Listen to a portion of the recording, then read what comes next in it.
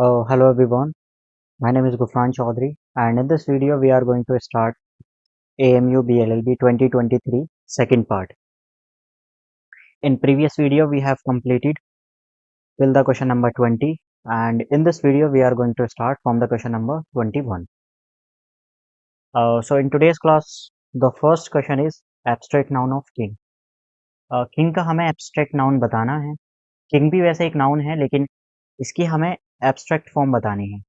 सो मुझे लगता है इसमें कुछ बताने वाला तो है नहीं. इजीली वी कैन से कि किंग का जो एब्स्ट्रैक्ट नाउन है वो किंगशिप हो जाएगा. कोई मसला नहीं है इसमें. ऑनरशिप क्या होता है? देखिए ऑनरशिप होता है जो पर्सन जिसकी किसी चीज़ के ऊपर पोजेशन है, सो ऑनरशिप हो जाएगी. जैसे कि आपके फ़ोन के ऊपर पोजेशन है तो आपकी फ़ोन की ऑनरशिप किसके पास में है? आपके पास में है. मैनहुड क्या होता है? मैनहुड की अगर मैं बात करूं तो मैनहुड जाहिर सी बात है क्वालिटी बीइंग अ मैन हो जाएगा. मतलब मैनहुड जाहिर सी बात है कि इंसान की क्वालिटी की हम बात कर रहे हैं. Being a man, manhood. Dictatorship, ये वर्ड है एक, आपने देखा होगा डिक्टेटर पूछा जाता है आपके एग्जाम में. सो उसी से रिलेटेड करके ये डिक्टेटरशिप यानी कि एज एन एब्स्ट्रैक्ट नाउन यहाँ पर बना दिया गया है इन लोगों ने. सो डिक्टेटरशिप क्या होता है? अ फॉर्म ऑफ गवर्नमेंट. डिक्टेटरशिप हम बोलते हैं ना, एक ऐसी government, a form of government, a form of government, a form of government जहां पर क्या होता है, एक ऐसी गवर्नमेंट है जहां पर absolute power is in which absolute power is concerned in a single person. यही तो होता है ना, यानी कि कंप्लीट पावर एक पर्सन के हाथ में होती है. So we can say absolute power in which, जहां पर होता क्या है, इन विच एब्सोल्यूट पावर, जो पावर है वो एक सिंगल इंसान के हाथ में है. In a single person, in a single person, यही तो होता है ना. A form of government in which absolute power in a single person, यानी कि एक ही इंसान के हाथ में कंप्लीट पावर है और एब्सोल्यूट पावर है, उसको हम डिक्टेटरशिप बोलते हैं. सो आंसर आ चुका है. किंगशिप जाहिर सी बात है, बहुत बेसिक क्वेश्चन था ये तो. Question number 22 is malevolence is the antonym. अच्छा, इसका हमें एंटोनिम बताना है, मेलेवोलेंस का antonym. Before beginning this question I have something for you. देखिए जनाब, आंसर बहुत आसानी से कहा जा सकता है कि जनरसिटी हो जाएगा. ठीक है, जनरसिटी हो जाएगा. अब क्यों? आइए कुछ समझते हैं इसके बारे में. आपको पता होगा, एडजेक्टिव जानते होंगे आप. एडजेक्टिव किसको कहते हैं? जो नाउन को क्वालिफाई करता है, नाउन की क्वालिटी बताता है, उसको हम एडजेक्टिव बोलते हैं. सो जो यहाँ पर मैलेवोलेंस है, ये जो है मैलेवोलेंस, यहाँ पे जो मैलेवोलेंस है, आप इसको लिख लेना, मैलेवोलेंस. क्योंकि बहुत इंपॉर्टेंट क्वेश्चन है ये, exam, AMU exam point of view से. एएमयू में बहुत बार ये पूछा गया है और अक्सर पूछते हैं एग्जाम में. मैलेवोलेंस क्या हो जाएगा? इसकी पार्ट ऑफ स्पीच की बात करूं तो ये नाउन हो जाएगा. ठीक है. अच्छा, इसको ही अगर मैं बोलूं मैलेवोलेंट, सो मैं कह सकता हूं कि ये एज एन एडजेक्टिव हो जाएगा. जाहिर सी बात है, ये किस चीज को डिनोट करेगा? एडजेक्टिव को, क्वालिटी को बताएगा. अच्छा, अगर मैं कहूं मैलिस, सो जनाब ये होती है इसकी वर्ब. ये क्या होती है? ये होती है इसकी वर्ब फॉर्म, यानी कि इसको हम वर्ब बोलते हैं. सो ये नाउन है, ये एडजेक्टिव है एंड ये है, मुझे बोलना चाहिए वर्ब. इसका मीनिंग क्या होता है? सर इसका जो मीनिंग होता है वो हो उसकी अगर मैं बात करूं तो ये होती है desire, desire to harm others. ठीक है, यानी कि आपके इंटेंशंस हैं दूसरे को कुछ ना कुछ खतरा पहुंचाने के, दूसरे को परेशान करने की, या कोई भी क्रूअल इंटेंशन हो सकती है. इसको आप चाहें so you can say cruel intentions. A person who has cruel intentions, cruel intentions. ठीक है. सो क्रूअल इंटेंशंस की हम बात कर रहे हैं यहाँ पर. इसका मतलब ये होता है डिजायर टू हार्म अदर्स. आप याद करना चाहें तो सिर्फ you can say desire to harm others, और on the other hand we can say cruel intentions. ठीक है, ये चीज तो हुई यहाँ पे, कोई मसला नहीं है. आपको समझ में आया होगा. सो जनाब एक चीज है, अगर आपसे नाउन मैलेवोलेंस यानी कि अगर कोई नाउन का कोई सिनोनिम पूछा गया है, तो जाहिर सी बात है वो भी नाउन ही होना चाहिए. कोई चेंज थोड़ी ना कर देंगे आप उसमें। समझ पा रहे हैं या नहीं? यानी कि उसको चेंज थोड़ी, अगर आपसे नाउन पूछा है तो आपको जो सिनोनिम या एंटोनिम है वो भी नाउन ही, उसकी पार्ट ऑफ स्पीच चेंज नहीं होनी चाहिए। अब सीन ये है, मैं ऐसा क्यों मुझे बताने की यहाँ पर ज़रूरत पड़ी, अगर आप देखें तो इसका आंसर तो जनरेसिटी आएगा, यानी कि सी ऑप्शन हो जाएगा। लेकिन जो ह्यूमेन है इसका भी मतलब सेम ही होता है। ये जनरेसिटी जो है वो नाउन है, यानी कि किसी पर्सन के जनरेसिट जो जनरस है उसकी क्वालिटी को शो कर रहा है। ह्यूमेन जो है वो एडजेक्टिव होता है, इसका भी मतलब शोइंग काइंडनेस होता है। ये जो है ह्यूमेन, अगर मैं इसको लिखना चाहूँ so we can say showing showing kindness, we can say showing, यानी कि हम काइंडनेस की बात कर रहे हैं, शोइंग काइंडनेस। ठीक है, ये मतलब होता है शोइंग काइंडनेस। सर जनरसिटी क्या होता है? सर ये जनरसिटी की अगर मैं बात करूं तो ये हो जाएगा, यू कैन से कि क्या बोले इसको, जनरसिटी को हम क्या बोल सकते हैं, कह सकते हैं काइंडनेस, या तो काइंडनेस है, काइंडनेस और विलिंगनेस, काइंडनेस और willingness to give, willingness to give. ठीक है, सो जो भी कुछ है आपके पास में, आप काइंड हैं, काफी ज्यादा जनरस हैं, और दूसरों की मदद भी करते हैं, फिलेंथ्रोपिक भी हैं एक तरह से, वो कह सकते हैं काइंडनेस और विलिंगनेस टू गिव। ह्यूमेन है शोइंग काइंडनेस। अब एक चीज है सर, मैलेवोलेंस का उल्टा पूछा है, यहाँ पर तो बात की जा रही है डिजायर टू हार्म अदर्स, यहाँ पर अच्छाई, लोगों की भलाई की बात की जा रही है, काइंडनेस की बात की जा रही है। यहाँ पे डिजायर यानी कि दूसरों को हानि पहुंचाने की, यहाँ पे दूसरों को फायदा पहुंचाने की बात की जा रही है, यही तो है ना शोइंग काइंडनेस। सो ये और ये दोनों एक तरह से, अगर मुझे बोलना चाहिए ये एडजेक्टिव फॉर्म इसकी बना दी जाए, तो ये दोनों सेम ही हो जाएंगे। ठीक है, ह्यूमन और ये एक दूसरे के सिनोनिम हो जाएंगे। लेकिन यहाँ पर हमसे क्या पूछा है, यहाँ नाउन है तो यहाँ भी नाउन होना चाहिए। दैट इज द रीजन हम कहेंगे कि C option should be correct here. D भी हो सकता है, लेकिन क्यों नहीं हो सकता, क्योंकि इससे पार्ट ऑफ स्पीच चेंज है। बाकी मतलब दोनों इसका भी सेम यही है। जैसे कि मैलेवोलेंट है ना, सो मैलेवोलेंट का एंटोनिम हम ह्यूमेन बोल सकते थे। यहाँ पर अगर ये मैलेवोलेंट देते, सो आप उस टाइम पर आप कह सकते थे कि ह्यूमेन इसका एंटोनिम हो जाएगा। लेकिन यहाँ नाउन पूछा तो जाहिर सी बात है नाउन दिया जाएगा। सो ये चीज़ें मुझे बतानी थी यहाँ पे। मुझे लगता है इसको आपने, इन चीज़ों को आपने नोट डाउन कर लिया होगा अपनी बुक पर। सो आइए कुछ और भी देखते हैं। एक इस जैसा ही एक वर्ड और भी पढ़ा होगा आपने, और एएमयू में पूछा गया था, कई बार पूछा है। एक होता है बेनेवोलेंस। ठीक है, मैलेवोलेंस तो हमने कर लिया, ऐसा ही एक होता है बेनेवोलेंस, BENEVOLENCE, बेनेवोलेंस। ठीक है, ये बोनस में करा रहा हूं मैं आपके लिए। बेनेवोलेंस हो जाएगा गुडनेस, अच्छाई, गुडनेस। ठीक है, सो अगर हम इसकी बात करें, मैलेवोलेंस जो है इसका एंटोनिम आपसे पूछा जाए तो ये हो जाएगा, बेनेवोलेंस हो जाएगा। यहाँ आप किसी को हानि पहुंचाने की बात कर रहे हैं, क्रूअल इंटेंशंस की, बेनेवोलेंस में अच्छाई की बात कर रहे हैं, गुडनेस की। और गुडनेस और जनरसिटी एक दूसरे के सिनोनिम हो जाएंगे। समझ पा रहे हैं? तो मुझे लगता है समझ में आया होगा ये। इनह्यूमैनिटी क्या होगा? सर अगर इनह्यूमैनिटी की बात करें तो ह्यूमेन जो है ना, ह्यूमेन का उल्टा हो जाएगा। ये ह्यूमेन यहाँ पर एडजेक्टिव फॉर्म है, इसकी नाउन फॉर्म सबसे पहला तो ह्यूमैनिटी हुआ, ह्यूमैनिटी का हमने उल्टा कर दिया इनह्यूमैनिटी। तो किस चीज को शो करेगा इनह्यूमैनिटी यहाँ पे? सर ये क्रूअल्टी को शो करता है, क्रूअल्टी, क्रूरता। सो ये हो जाएगा क्रूअल्टी। अपैथी क्या होता है? देखिए अपैथी के लिए ना मैं कुछ चीजें बता सकता हूँ आपको, जैसे कि यही लिखना चाहिए, बिल्कुल यही लिख देते हैं हम। ठीक है, यहाँ पे लिखते हैं। देखिए एक वर्ड होता है जनाब पैथी, पैथी। एक होता है अपैथी, यानी कि इसका मैं उल्टा कर दूं अपैथी। ठीक है, सर पैथी का मतलब क्या होता है? पैथी मीन्स होता है फीलिंग, पैथी मीन्स होता है फीलिंग। अपैथी का मतलब होता है नो फीलिंग, इनडिफरेंस भी बोल सकते हैं हम उसको, नो फीलिंग। ठीक है, जिस इंसान के पास में कोई फीलिंग ही नहीं है, अपैथी। एंड एक होता है एंटीपैथी, एंटीपैथी। सर एंटीपैथी क्या हो जाएगा? एंटीपै एंटीपैथी हो जाएगा जनाब डिसलाइकनेस, हेटर्ड, एनिमोसिटी, डिसलाइकनेस, यानी कि नफरत, डिसलाइकनेस।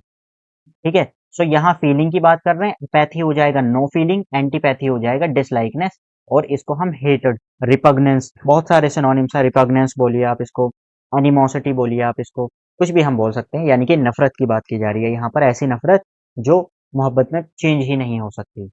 सो समझ में आया, यानी कि pathy feeling, apathy no feeling, antipathy होता है डिसलाइकनेस। दो वर्ड और भी होते हैं, एक सिंपैथी होता है और एक एम्पैथी होता है।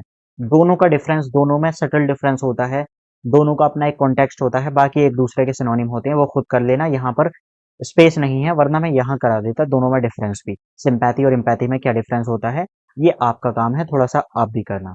ठीक है, सो अपैथी भी हमें समझ में आया। This is more than sufficient for your exam, जो भी हमने यहाँ पर देखा है। चलिए, so the next question is, he was kind enough, वो काफी काइंड इनफ था, किस लिए, to my request. Okay, there are four there are four there's on your slide और ऑन योर स्क्रीन। सबसे पहली बात, एक्सीड एक्सीड। अच्छा, ये जो है ना एक्सीड, एक तो मैं बात करूं ये एक्सीड, ए एक्स, ठीक है, एक ये word, and the second one is A S, हाँ ये एक ये वर्ड, दोनों A S C E D, they are not words. कैसे वर्ड नहीं है, ये कोई इंग्लिश में कोई, दे आर नोट वर्ड्स, ठीक है, ये कोई वर्ड नहीं है, बस ऐसे ही, क्या है ये, कुछ भी नहीं है, बना दिया गया है, सो ये वर्ड नहीं होते हैं। समझ में आई, तो दो चीजें, दो प्रॉब्लम तो हमारी यहाँ से खत्म हुई। रही बात इस वाले एक्सीड का क्या मतलब होता है, इस वाले एक्सीड का क्या मतलब होता है, होमोफोन होते हैं ये एक दूसरे के। होमोफोन वो वर्ड्स होते हैं जिनकी साउंड तो सेम होती है, लेकिन उनकी स्पेलिंग में भी डिफरेंस होता है और उनका मीनिंग भी डिफरेंट होता है। जैसे ऊपर वाले को भी आप एक्सीड पढ़ेंगे, नीचे वाले को भी एक्सीड पढ़ेंगे, there is no difference in sound, और प्रोनाउंसिएशन में कोई डिफरेंस नहीं है इन दोनों की।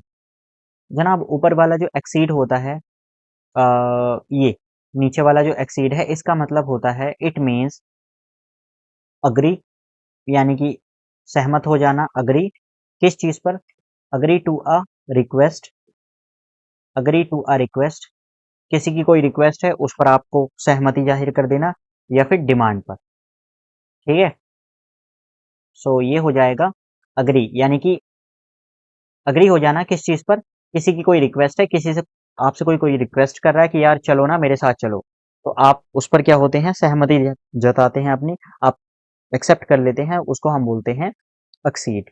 ऊपर वाला एक्सीड क्या होता है सर, इसका मतलब होता है गोइंग बियॉन्ड लिमिट्स, ठीक है, टू गो, या फिर आप कह सकते हैं go beyond limits, go beyond limits, go beyond limits, है ना, हम लोग बोलते हैं ना कि सो गो बियॉन्ड लिमिट्स, एक तरह से बढ़ा देना किसी चीज को हम बोल सकते हैं, जितना इसकी लिमिट है, यहाँ तक इस चीज की लिमिट थी कुछ भी है, उसको आपने और एक्सीड कर दिया, बढ़ा दिया, सो गो बियॉन्ड लिमिट्स हो जाएगा। अब एक चीज है, हमसे क्वेश्चन में पूछा गया था, ही वॉज काइंड इनफ, वो काफी काइंड इनफ था, यानी कि बहुत ही ज्यादा दयालु था, he was kind enough to, to यहाँ पे है और उसके बाद में है टू माई रिक्वेस्ट। अब यहाँ किस चीज की बात की जा रही है सर, मेरी रिक्वेस्ट की बात की जा रही है। आंसर हमने, मतलब यहाँ पे हमने क्या देखा, बियॉन्ड लिमिट्स की तो बात नहीं करेंगे हम, एक्सीड की तो बात नहीं की जा रही होगी, he was kind enough to exceed my request, है ना, टू एक्सीड माई रिक्वेस्ट, ऐसा तो नहीं है कुछ भी। फिर क्या होगा सर, यहाँ पर होगा एक्सीड, जो बी ऑप्शन है वो होगा, यानी कि किसी की कोई रिक्वेस्ट है उसको एक्सेप्ट कर लेना, किसी की कोई डिमांड है उसको एक्सेप्ट कर लेना, so the correct answer should be exceed. इसकी स्पेलिंग देख लेना, यानी कि he was kind enough to accept my request, ठीक है, टू एक्सेप्ट माई रिक्वेस्ट, सही बात समझ में। सो ये जो है ना यहाँ पर, ये टू गलत हो जाएगा, ये काइंड इनफ टू एक्सेप्ट या एक्सीड माई रिक्वेस्ट, समझ में आया होगा मुझे लगता है। क्वेश्चन नंबर 24 इज, यहाँ पे दिया है ओड पेयर। अच्छा, ओड पेयर हमें बताना है, यहाँ कौन सा ओड पेयर है। गोल्ड स्मिथ ऑर्नामेंट्स की बात की जा रही है, एंड कारपेंटर सॉ है, barber scissor, blacksmith anvil. Okay, अच्छा ठीक है, देखिए जनाब, अगर आप इसकी बात करें, सो ये जो है यहाँ पर कारपेंटर सॉ की बात की जा रही है, carpenter, all these are tools, ठीक है, कारपेंटर यूजेस, मुझे लिख देता हूं, कारपेंटर क्या करता है, carpenter uses saw, carpenter uses saw, है ना। सिमिलरली बाबर यूजेस, क्या यूज करता है, scissor, scissor, and similarly blacksmith uses, क्या यूज करता है, आविल, है ना। सो ये क्या है, अगर आप इन पर गौर करें तो ये क्या है, सबके सब, they all these are tools used by professionals, ठीक है, all these are tools used by professionals, सबके सब टूल की बात की जा रही है। कारपेंटर का टूल होता है सॉ, ठीक है, सीजर किसका, सीजर कौन यूज करता है, बाबर यूज करता है, ऐसे ही आबिल जो है वो ब्लैक स्मिथ यूज करता है। So all these are tools used by professional. लेकिन अगर आप बात करते हैं ए ऑप्शन में, सो ये जो गोल्ड स्मिथ है यानी कि सुनहार जो होता है वो ऑर्नामेंट्स को बनाता है। ये क्या है, ये बनाई जाती है ऑर्नामेंट्स को, इसको यूज नहीं, मतलब यूज तो हम लोग करेंगे लेकिन ये कोई टूल नहीं है। This is not a tool. ये तो एक क्या है, बोल सकते हैं एक मेटल, मतलब ये तो हमारे पास में क्या चीज, ऑर्नामेंट क्या होता है, जाहिर सी बात है यार, ऑर्नामेंट की हिंदी क्या होती है, समझ ही नहीं आ रहा मुझे तो हिंदी क्या होती है इसकी ऑर्नामेंट की। खैर जो भी है आप देख लेना, समझ पा रहे हैं। तो ये औजार है, यानी कि कारपेंटर का जो औजार टूल होता है वो सॉ होता है, सीजर ऐसे ही बार्बर का होता है, और ब्लैक स्मिथ जो है वो आंविल का होता है। So all these are tools used by professionals, जाहिर सी बात है प्रोफेशनल के द्वारा यूज करेंगे। एंड जो गोल्ड स्मिथ है वो क्या करता है, created ornament. Gold Smith created ornament या क्रिएट्स ऑर्नामेंट। कौन, ये जो गोल्ड गोल्ड स्मिथ होता है वो क्या करता है, creates ornaments. So this is not a tool. तो यही हमारे पास में ऑड वन की बात की गई थी, ए ऑप्शन हो जाएगा यहाँ पर, यही होना चाहिए, है ना। सो गोल्ड स्मिथ क्या करता है, ऑर्नामेंट को क्रिएट करता है, ना कि टूल है ये कोई। आई बात समझ में, चलिए। The synonym of inexorable. Okay, inexorable का मतलब बताना है हमें, इनएक्सोरेबल होता क्या है। देखिए जनाब, इनएक्सोरेबल जो होता है वो एक, मुझे बोलना चाहिए, अनस्टॉपेबल चीज है जिसको प्रिवेंट नहीं किया जा सकता। इम्पॉसिबल टू प्रिवेंट और इम्पॉसिबल टू स्टॉप, जिस चीज को you can not stop, impossible to prevent. इसकी अगर आप डेफिनेशन की बात करें सो वी कैन से, हाँ एक चीज और है, यही मैं लिख देता हूँ, ठीक है। क्या सर, इनएक्सोरेबल बोलिए आप इसको, या you can say relent, relentless. इन दोनों का ही ऑलमोस्ट सेम मतलब हो जाएगा, क्या चीज, इनका मतलब हम बोल सकते हैं या तो अनस्टॉपेबल, जिसको रोका नहीं जा सकता, अनस्टॉपेबल कह सकते हैं आप इसको, अनस्टॉपेबल। और अगर आप चाहें so you can say impossible to stop, impossible, जिसको इम्पॉसिबल टू, या प्रिवेंट भी बोल दीजिए, प्रिवेंट, जिसको रोकना मुश्किल है और जिसको प्रिवेंट करना बहुत मुश्किल है, दोनों का ऑलमोस्ट सेम। सो आंसर हो जाएगा यहाँ पर बी ऑप्शन, रिलेंटलेस। ठीक है, हमसे क्या सिनोनिम पूछा था तो ये हो जाएगा। अच्छा, लीनियंट क्या होता है, ये जो ए वर्ड है जनाब, लीनियंट, लीनियंट जो है वो पनिशमेंट के लिए हम यूज करते हैं, जो कि बहुत ही स्ट्रिक्ट नहीं है, बहुत सीवियर नहीं है, ठीक है, नॉट एज सीवियर, पनिशमेंट के लिए यूज करते हैं। जैसे कि स्ट्रिंजेंट, एक वर्ड मैंने आपको कराया था, स्ट्रिंजेंट। सर ये लॉस के लिए यूज किया जाता है, जो बहुत ही स्ट्रिक्ट लॉस हैं उनके लिए यूज करते हैं ना हम, जो बहुत स्ट्रिक्ट लॉस हैं, जैसे कि we can take an example of Saudi Arab. Saudi Arab में आपको पता है कि आप किसी का मर्डर करेंगे तो वहां का कानून क्या कहता है कि आपका भी मर्डर किया जाएगा। सो ये जो लॉ है वो कैसा है, बहुत ही स्ट्रिंजेंट है, ठीक है। अच्छा, यहाँ पर लीनियंट क्या है, सर लीनियंट हम पनिशमेंट के लिए यूज करते हैं, ये वर्ड यूज किया जाता है पनिशमेंट के लिए, यानी कि सजा के लिए हम यूज कर रहे हैं, पनिशमेंट के लिए, ठीक है। किसके लिए यूज कर रहे हैं, पनिशमेंट के लिए। अब पनिशमेंट है तो कैसी है, नॉट वेरी स्ट्रिक्ट, बहुत स्ट्रिक्ट नहीं है, मतलब क्या हुआ, सपोज कीजिए आपने क्या कर दिया, हाँ सपोज कीजिए आपने किसी की कार का शीशा तोड़ दिया, मिरर जो होता है फ्रंट मिरर, तो अब वो क्या कर सकता है, ज्यादा से ज्यादा या तो दो चीजें हैं, या तो आप सॉरी बोलकर चले जाइए, दूसरी चीज ये है कि वो आपको पैसे दे देगा, तीसरी चीज ये है कि आप उससे कहें कि चलो यहाँ पर खड़े हो और अपने कान पकड़ो और उठो और बैठो 2-3 बार। तो ये पनिशमेंट तो है, उसने पनिशमेंट तो किया, आपको कान पकड़ पाए आपके, ठीक है, नीचे बैठाया फिर उठाया आपको, लेकिन कैसी पनिशमेंट है, बहुत ही स्ट्रिक्ट नहीं है, ठीक है। स्ट्रिक्ट एक तरह से वो है कि भाई पूरा दिन आज आपको मेरा काम करना है, ठीक है, तो वो एक तरह से पनिशमेंट कैसी हो जाएगी, बहुत ही स्ट्रिक्ट हो जाएगी। सो नॉट वेरी स्ट्रिक्ट, उस पनिशमेंट के लिए हम यूज करते हैं जो बहुत ही ज्यादा स्ट्रिक्ट नहीं है, लीनियंट वो होता है। सेंसेशनल क्या होता है, सेंसेशनल मीन्स होता है एक्साइटिंग, दो मतलब है, एक मतलब है इसका एक्साइटिंग और शॉकिंग, काफी ज्यादा शॉकिंग है, समथिंग दैट इज शॉकिंग, ये हो जाएगा सेंसेशनल। इर्रेजोल्यूट होता है डिटर्मिन्ड, जो इंसान बहुत ही ज्यादा डिटर्मिन्ड है, तो ये होता है डिटर्मिन्ड, ठीक है। इर्रेजोल्यूट होता है डिटर्मिन्ड। आई बात समझ में। सो इर्रेजोल्यूट सही है, डिटर्मिन्ड ही होगा।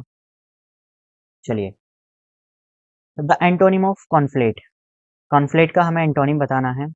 चलिए, कॉन्फ्लेट है एक वर्ड, कॉन्फ्लेट के साथ साथ एक मेल्ड है जो कि यहाँ पर सिनोनिम दिया है इन लोगों ने ना, तो ये इसका सिनोनिम हो जाएगा मेल्ड। एक वर्ड और भी होता है ब्लेंड, ब्लेंड, ठीक है। इन तीनों को ही लिख लेना आप लोग, और तीनों का मतलब सेम होता है ऑलमोस्ट। इन तीनों का मतलब होता है जनाब, ये जो वर्ड्स हैं ये कौन से हैं, इनका मतलब होता है मर्ज करना, यानी कि किसी चीज को ऐड करना, मर्ज करना, और कंबाइन, मर्ज और कंबाइन थिंग्स, चीजों को जो है जोड़ देना, ठीक है। सो डिवाइड क्या हो जाएगा सर, डिवाइड हो जाएगा स्प्लिट कर देना चीजों को, स्प्लिट कर देना, सेपरेट कर देना। सो that's why the answer should B A.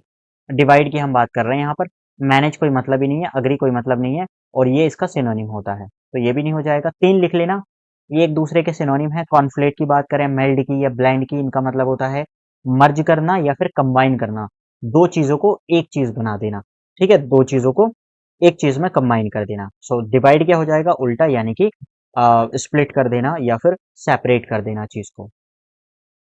Okay, so question number 27 is in about 10 minutes. अच्छा, यहाँ से एक चीज समझना, ये टेंस का क्वेश्चन है, टेंस है तो फिर क्या है। सबसे पहली बात तो यहाँ से ही हमें क्लियर हो रहा है इन अबाउट 10 मिनट्स, यानी कि टाइम की बात की जा रही है यहाँ पर, किस चीज की, फ्यूचर पॉइंट ऑफ टाइम की बात की जा रही है। पॉइंट फ्यूचर में जो कोई भी टाइम है उसकी बात की जा रही है, ठीक है।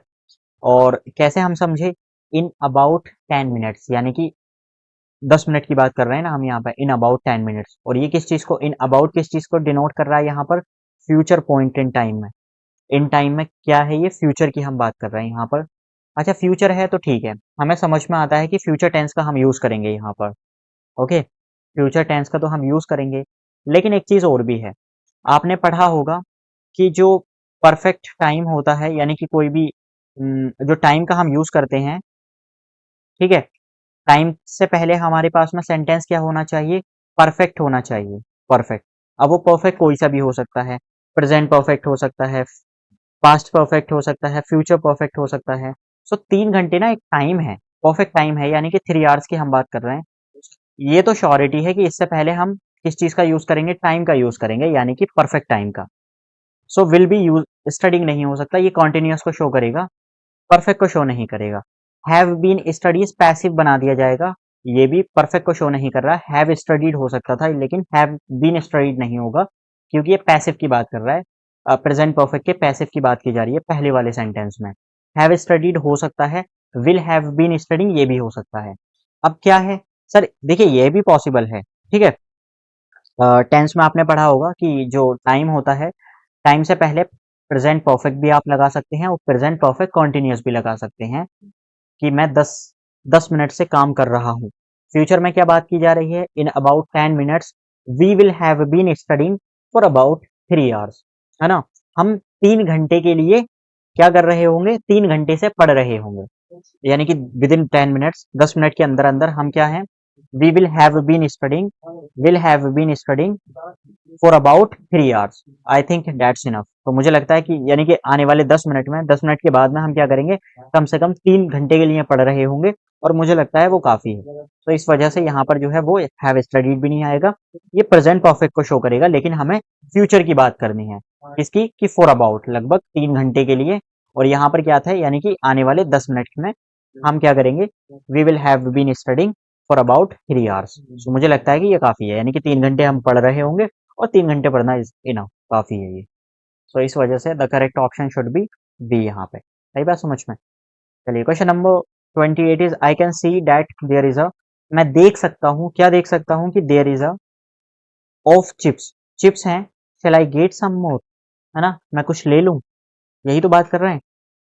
अब क्या बात की जाएगी यहाँ पर, ये कह रहे हैं कि मैं देख सकता हूँ कि, चिप्स की बात कर रहे हैं हम, चिप्स में क्या है। ओके, सो सबसे पहली बात तो अगर मैं बात करूं यहाँ पर, तो इनका मीनिंग हमें देखना है। प्लेटिट्यूड क्या होता है, गैरुलस क्या है, डॉथ क्या है, टोन क्या है, टन, टन तो यानी कि हम कभी ये थोड़ी बोलते हैं अ टन ऑफ चिप्स, यानी कि 1 टन चिप्स। मैं देख सकता हूँ कि देयर इज अ, अब कुछ है तो ऑफ चिप्स, चिप्स में, शैल आई गेट सम मोर, क्या मैं कुछ और ले लूं, यही तो हम बात कर रहे हैं। चलिए गैरुलस की हम बात करते हैं। ये जो वर्ड है इसका मतलब क्या होता है जनाब? एक होता है गैरुलस वर्ड, गैरुलस, ठीक है, मैं पहले भी करा चुका हूँ। गैरुलस होता है, लोकोशियस होता है, लोकोशियस हो जाएगा, एंड ऐसे ही होगा वर्बोस। इन सब का ही ऑलमोस्ट सेम मीनिंग होता है, एंड इनका मतलब होता है टोकेटिव। कोई इंसान बहुत ज्यादा बातूनी है, ये होते हैं टोकेटिव, ठीक है। इसका उल्टा एंटोनिम होते हैं रेटिसेंट एंड टैसिटोन।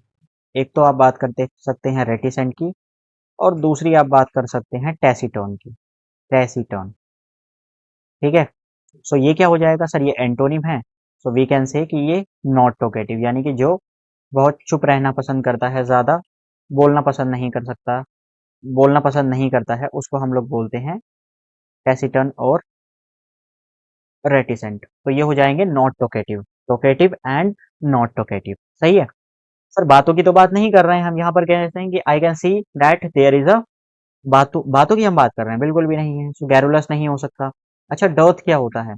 ठीक है, देखिए, एक वर्ड है डर्थ, मुझे बोलना चाहिए, एक है डर्थ, DEARTH, डर्थ। एक होता है पॉसिटी, PAUCITY, पॉसिटी, एंड एक होता है स्कासिटी, स्कासिटी। इन तीनों का ही ऑलमोस्ट सेम मीनिंग होता है, और ये है अ लैक ऑफ समथिंग, किसी चीज की हम कमी को शो करते हैं इनसे, यानी कि आपके पास में ज्यादा नहीं है, बहुत कम है, तो किसी चीज की कमी, a lack of something, a lack of something, ठीक है, अ लैक ऑफ समथिंग। तो जाहिर सी बात है आंसर यही आ जाएगा, आप समझ गए होंगे आप कैसे। I can see that there is a dearth, dearth मतलब क्या हुआ कि डर्थ ऑफ चिप्स, मैं देख सकता हूँ कि यहाँ पर चिप्स की क्या है, कमी है। सो शैल आई गेट सम मोर, क्या मैं कुछ और ले लूँ? ठीक है। सो इसका मतलब टर्न, टर्न की बात नहीं करेंगे, और टर्न आपको पता है वजन में हम यूज करते हैं, तो टर्न तो नहीं है।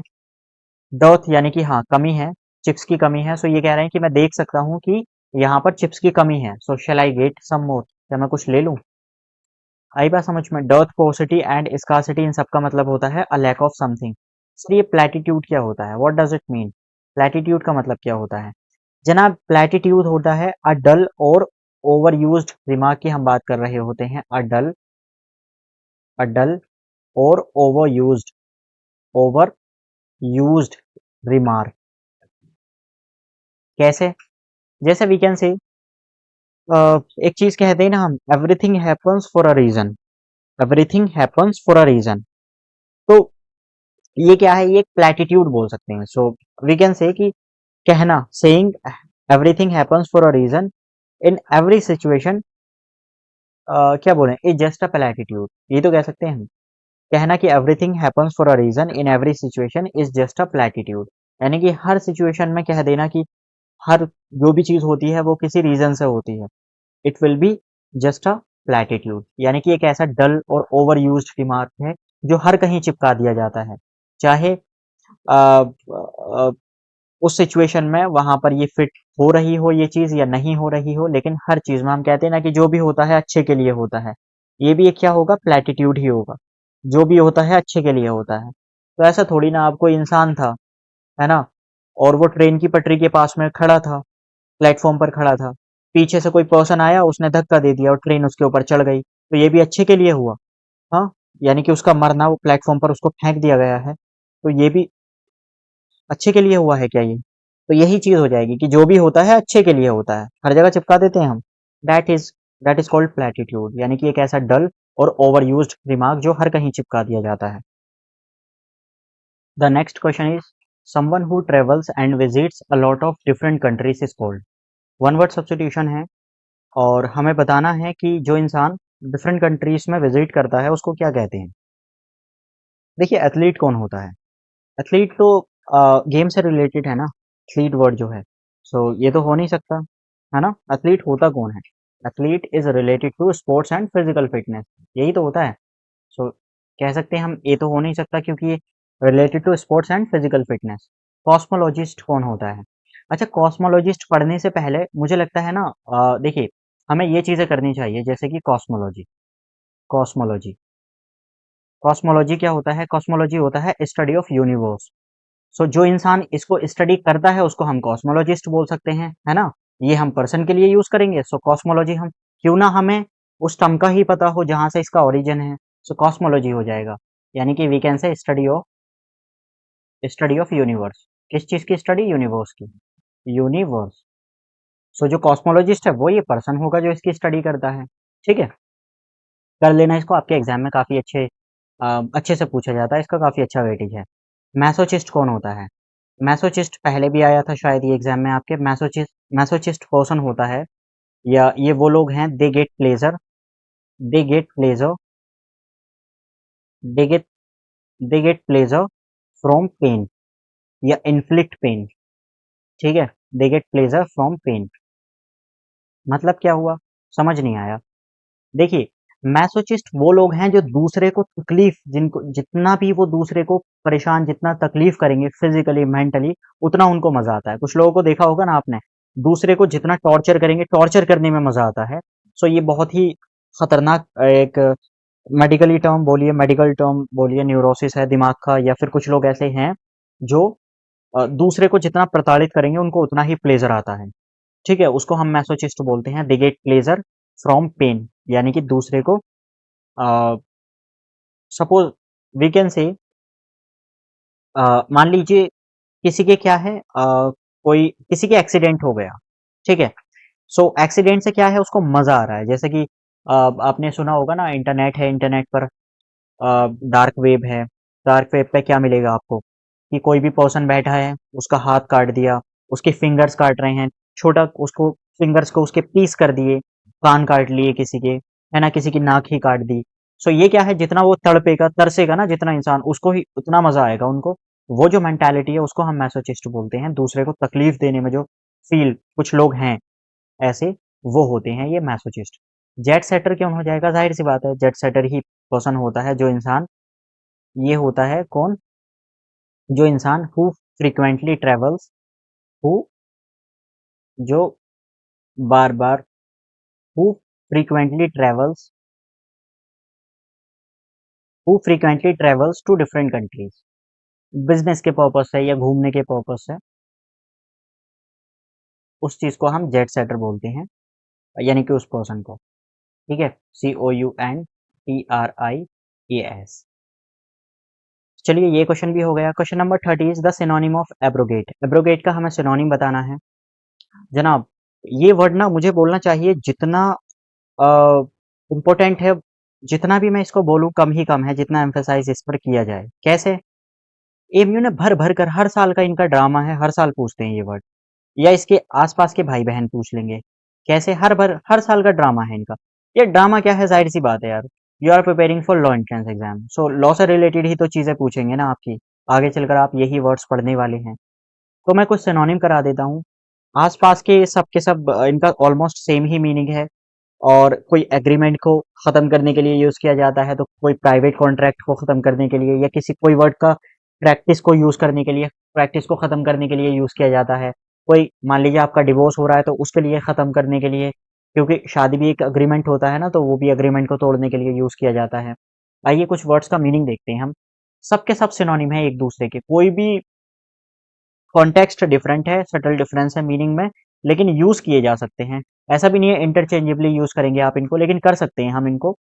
आप देख लेना, सिनोनिम है। जैसे ये पूछा है ना, ऐसे ही हमेशा एएमयू पूछता है इन वर्ड्स को। कौन कौन से हैं, आइए हम लोग देखते हैं। सबसे पहली बात तो अब्रोगेट ही है। अब्रोगेट के साथ साथ एक वर्ड होता है रिपील, ये भी इसका सिनोनिम है। रिपील के साथ साथ एक वर्ड होता है अबोलिश करना। अबोलिश क्या होता है? ते ना, जो प्रथाएं होती हैं, प्रैक्टिसेस होती हैं, उनको खत्म करना। जैसे कि सती प्रथा थी, सो अगर किसी प्रैक्टिस को हम खत्म करते हैं, वहां पर हम अबोलिश का वर्ड यूज करते हैं, अबोलिश। किसी लॉ को खत्म किया जाता है तो रिपील वर्ड किया जाता है, अब्रोगेट यूज किया जाता है। बाकी है अनलमेंट। ठीक है, अनलमेंट का मतलब भी होता है टू एंड अ लॉ।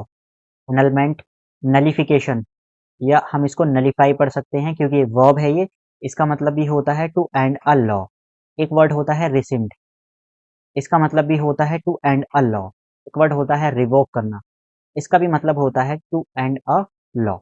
सो इन सब का ही ऑलमोस्ट सेम मीनिंग है, एंड ये होते हैं, वी कैन से, कि the process of ending a law. So simple हम कह सकते हैं टू एंड अ लॉ, यानी कि किसी भी लॉ को खत्म करते हैं तो वहां पर ये वर्ड्स का यूज जैसे आर्टिकल 370 था। सो आर्टिकल 370 को क्या किया गया था, एब्रोगेट किया गया था, यानी कि उसको खत्म कर दिया गया। सो वहां पर एब्रोगेशन का हम यूज करेंगे। एब्रोगेट है, रिपील है, अबॉलिश है, अनलमेंट है, नलिफाई है, रेसेंट है एंड रिवोक है। इन सबका ही मतलब क्या होता है, टू एंड अ लॉ। समझे? चलिए, ये तो हुए सर सिनोनिम्स, एक दूसरे के आपस के सब सिनोनिम है, कोई भी वर्ड आ सकता है। रेटिफाई क्या होता है सर? रेटिफाई का, अच्छा यहाँ से आंसर क्या हो जाएगा? आंसर तो जाहिर सी बात है सिर्फ नलिफिकेशन हो जाएगा। सिंप्लीफाई होना, सिंप्लीफाई क्या होता है? किसी चीज को मेक सिंपल, है ना, मेक समथिंग सिंपल। कॉम्प्लेक्सिटी क्या होता है? Make something more complicated. तो किसी चीज को कॉम्प्लिकेटेड बना देना, कॉम्प्लेक्स कर देना, किसी चीज को सिंपल कर देना, इसका भी मतलब नहीं, सिर्फ और सिर्फ सी ऑप्शन हो जाएगा। रेटिफाई और देख लेते हैं, रेटिफिकेशन का मतलब होता क्या है। क्या होता है? रेटिफाई होता है अप्रूव करना या फिर कंफर्म करना, या तो वी कैन से अप्रूव या फिर कंफर्म करना। अप्रूव और कंफर्म किस चीज को? समथिंग ऑफिशियली, किसी भी चीज को officially, something official, that is called ratify, ratification, something officially. ठीक है जनाब? सो अप्रूव और confirm something officially, that would be ratify. Question number 31 is choose the odd word from the group. लो लोटू नहीं है यहाँ पे, ये गलत है। ठीक है, ये बस इतना ही है, इसको छोड़िए आप, ये जो है यहाँ पर ये कुछ नहीं है, सिर्फ और सिर्फ choose the odd word from the group. Group में से हमें बताना है ऑड वर्ड का। अच्छा, ओड क्या है? ये क्लासिफिकेशन चैप्टर होता है, इंग्लिश में भी पूछते हैं ये लोग, और ये रीजनिंग में भी पूछा जाता है। इसका मतलब ये होता है कि या तो तीन वर्ड्स ऑलमोस्ट कुछ ना कुछ उनमें सिमिलैरिटी होगी, एक डिफरेंट होगा। जाहिर सी बात है कोई ना कोई आपस में कुछ सिमिलैरिटी होगी। अब सिमिलैरिटी क्या है, आइए देखते हैं हम। देखिए, मैरीगोल्ड, कौन कौन सा? Marigold, okay. बाकी रोज, और एक ये है लिली। इन तीनों की अगर मैं बात करूं तो ये क्या है, ये तीनों के तीनों जो हैं वो टेरेस्ट्रियल फ्लावर्स हैं। सर ये टेरेस्ट्रियल फ्लावर्स क्या होता है? Terrestrial flowers are those, they are, they grow on land. ठीक है ना? Terrestrial flowers are those which grow on land. जो लैंड पर ग्रो करते हैं उनको हम टेरेस्ट्रियल फ्लावर्स बोलते हैं, जो लैंड पर ग्रो करते हैं, यानी कि ये जमीन है, मिट्टी, इस पर कोई फ्लावर ग्रो करेगा तो उसको हम टेरेस्ट्रियल फ्लावर्स बोलते हैं। सो ये तीनों के तीनों क्या हैं? एक ये एंड ये, दो ये तीनों ही जो हैं वो टेरेस्ट्रियल फ्लावर्स हैं। अगर आप बात करें लोटस की, सो लोटस क्या है सर? लोटस है एक्वाटिक फ्लावर, यानी कि जो पानी पर होता है, पानी पर होता है ना, लोटस पानी में होता है ना, कीचड़ में, पानी में। सो यही है, इसको हम बोलेंगे एक्वाटिक, यानी कि एक्वा का यह मतलब होता है पानी, एक्वाटिक फ्लावर। ये तीनों लैंड पर ग्रो करते हैं, मैरीगोल्ड, रोज है, लिली है, लेकिन सिर्फ और सिर्फ एक लोटस ऐसा है जो कहाँ पर ग्रो करता है, जो पानी में ग्रो करता है। सो ये चीज़ यहाँ पर में ओड वन आउट है, यही चीज़ हमें बतानी थी। ये एक्वाटिक फ्लावर्स हैं, और दूसरे हमने क्या बोला? Terrestrial flowers. टेरेस्ट्रियल फ्लावर वो होते हैं they grow on land, and lotus flowers are those that grow on water, in water. A person who speaks many languages. अच्छा, जो इंसान बहुत ज़्यादा लैंग्वेजेस, यानी कि काफ़ी ज़्यादा लैंग्वेजेस का उसको ज्ञान है और बोलता है, उसको हम क्या बोलते हैं? पॉलीग्लॉट। ये तो आपको पता होगा, आंसर हो जाएगा polyglot. So A option should be correct here, polyglot. Linguist और फिलोलॉजिस्ट, अच्छा ये वही वाली चीज़ है, जैसे कि आप फिलोलॉजिस्ट ना पढ़कर आप ये पढ़िए फिलोलॉजी क्या होता है। फिलो ये फिलोलॉजी क्या होता है?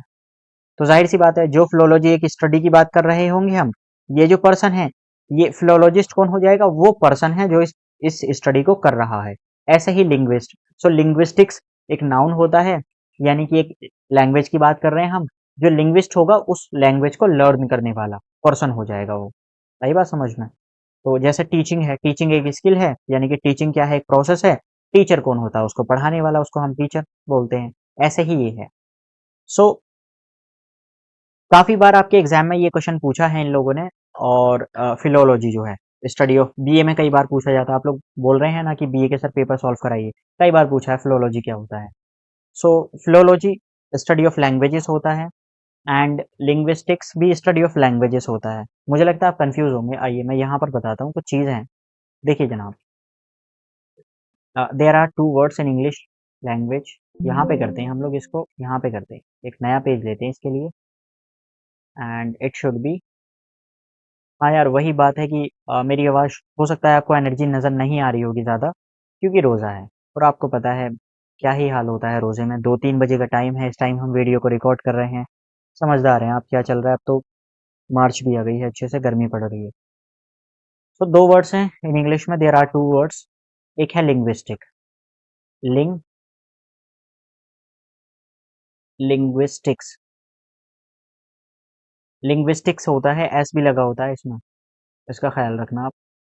एंड जो दूसरा वर्ड है वो होता है फिलोलॉजी। दोनों ही स्टडी की, लैंग्वेज की स्टडी की बात करते हैं, but students are often confused between those words, philo philology. सबसे पहली बात तो इनका मीनिंग और इनकी डेफिनेशन क्या है। देखिए जनाब, ये जो फिलोलॉजी है इसका मतलब होता है scientific study, SCIEN, scientific study की हम बात कर रहे हैं। साइंटिफिक स्टडी किस चीज़ की साइंटिफिक स्टडी है? ये लैंग्वेज की है, scientific study of language, of language. अच्छा, यहाँ पर ये जो फिलोलॉजी है ये क्या है? सर ये है हिस्टोरिकल स्टडी ऑफ लैंग्वेज। दोनों ही स्टडी है लैंग्वेज की, बट ये है historical, historical study of language, language. और ये क्या है सर? ये है साइंटिफिक स्टडी ऑफ लैंग्वेज। सो पहला डिफरेंस तो ये हुआ, यानी कि ये है साइंटिफिक स्टडी एंड ये है हिस्टोरिकल स्टडी। दोनों ही लैंग्वेज की ही स्टडी है दोनों, अगर आप बात करें तो।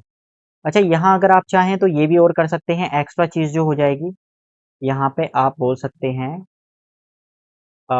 Extra, you can say study of language, ठीक है, एंड इसका लैंग्वेजेस एंड इट्स डेवलपमेंट, ये आप लिख सकते हैं यहाँ पर, एंड इट्स डेवलपमेंट,